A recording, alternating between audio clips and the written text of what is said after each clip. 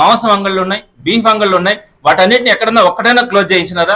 కేవలం వైఎస్ఆర్సీపీ ఉందని చెప్పి, వైఎస్ఆర్సీపీ నాయకుడు కార్యకర్త అని చెప్పి దానికి సంబంధించినటువంటి 51 డివిజన్ లో ఉన్నటువంటి ఆ షాపుల్ని 5 షాపుల్ని మీరు క్లోజ్ చేయిస్తే ఇంతకంటే దుర్మార్గం ఎక్కడన్నా ఉంటుందా? నేను ఈ ఇష్యూ మీద కమిషనర్ తో మాట్లాడడానికి 1 వీక్ నుంచి ట్రై చేస్తా ఉన్నాను. కనీసం ఫోన్ కూడా లిఫ్ట్ చేయడు. కమిషనర్ గా నేను ఒకటే అడుగుతా ఉన్నాను, మీ పరిధిలో ఎంతమంది ఉన్నారు ఎమ్మెల్యేలు? 2 ఎమ్మెల్యేలు ఉన్నారు, నేను ఒక ఎమ్మెల్సీ ఉన్నాను, ఒక ఎంపీ ఉన్నాడు, 4 ఉన్నారు. ఈ 4 కూడా మీరు సమాధానం చెప్పలేదా? మేము ప్రజలకు సమాధానం చెప్పుకోలేదా? మా కార్యకర్తలకు ఏదైనా ఇబ్బంది జరిగినా, మీ నష్టం జరుగుతున్నా మేము ఎవరితో చెప్పుకోవాలి?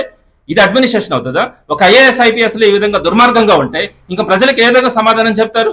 మేము చెప్తా ఉన్నాం, తప్పకుండా కూడా మీ ఐఏఎస్లు కానీ ఐపీఎస్లు కానీ ఎవరైనా కావచ్చు, మీ కింద ఉన్నటువంటి అడ్మినిస్ట్రేషన్ కావచ్చు, మీరు కనుక ఉపేక్షించి మీరు అధికార పార్టీ తొత్తులుగా మీరు ప్రవర్తిస్తే మాత్రం తప్పకుండా ప్రతిపక్షం నుంచి ఒక విప్లవం లాగా మీ మీద తిరుగుబాటు చేయడం కూడా జరుగుతుంది.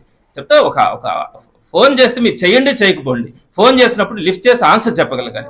ఏ విధంగా సమాధానం చెప్తాం? వాళ్ళు దాని మీద 5 షాపుల్లో 50 మంది పేదవాళ్ళు ఉన్నారు. వాళ్ళ కన్నీరు సామాన్యం కాదు. ఈ నెల 15వ తేదీ నుంచి దాన్ని క్లోజ్ చేశారు ఆ షాప్స్ ని. వాళ్ళందరూ కూడా ఆ రోజు అక్కడ వచ్చేటువంటి రోజుకు ఒక 500 రూపాయలు వస్తే దాని మీద బతికేటువంటి వాళ్ళకి వేరే వ్యాపారం కూడా తెలియదు. అవి మోస్తారు. ఇక్కడ చూస్తే నెట్టనిలోన ఆ ఇల్లుని కొలుస్తారు. ఈ విధంగా ఎక్కడ పడితే అక్కడ పెద్దలు గోవర్ధన్ రెడ్డి గారు చెప్పినట్టు ఒక అరాచకమైనటువంటి పరిపాలన నెల్లూరులో సృష్టిస్తా ఉన్నారు. తప్పకుండా దీనికి అధికారులు అందరూ కూడా వంత పాడుతా ఉన్నారు.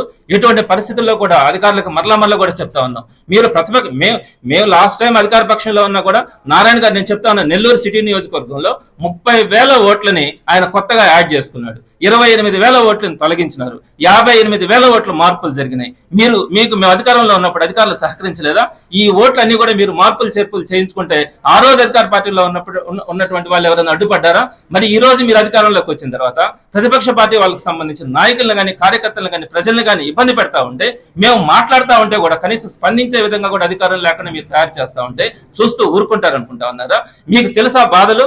మీరు ప్రతిపక్షంలో ఒక్కరోజైనా పనిచేస్తారా? నెల్లూరులో పనిచేస్తుంటే మీకు తెలుస్తాయి ప్రజల బాధలు కానీ ప్రతిపక్ష పార్టీలు ఎట్లా పనిచేస్తాయి అన్నది. మేము చెప్తా ఉన్నాం, ఎన్నిటికైనా కూడా సిద్ధపడతా ఉన్నాం. మీరు ఏం చేస్తారో చేయండి. మా ప్రజల పక్షాలు కానీ నెల్లూరు ప్రజల పక్షాన అదేవిధంగా పార్టీ కార్యకర్తల నాయకుల్ని కాపాడుకునే దానికి తప్పకుండా ముందుంటామని మీ అందరికీ కూడా అది నాయకులకు కానీ అలానే ఇటుపక్క అధికారులకు కూడా అందరికీ కూడా హెచ్చరిక జారీ చేస్తా ఉన్నాం. వైఎస్ఆర్సీపీ తరఫున బాలకృష్ణారెడ్డి గారి విషయంలో మాత్రం ఎంత దూరమైన పార్టీ వెళ్ళడానికి సిద్ధంగా ఉంది. పెద్దలు గోవర్ధన్ రెడ్డి గారి అడ్మినిస్ట్రేషన్ లో అధ్యక్షతన ఈ ఇష్యూని పైదాకా తీసుకెళ్లడం కానీ చట్టపరంగా అన్ని విధాలుగా కూడా పోరాడడం కూడా జరుగుతుంది.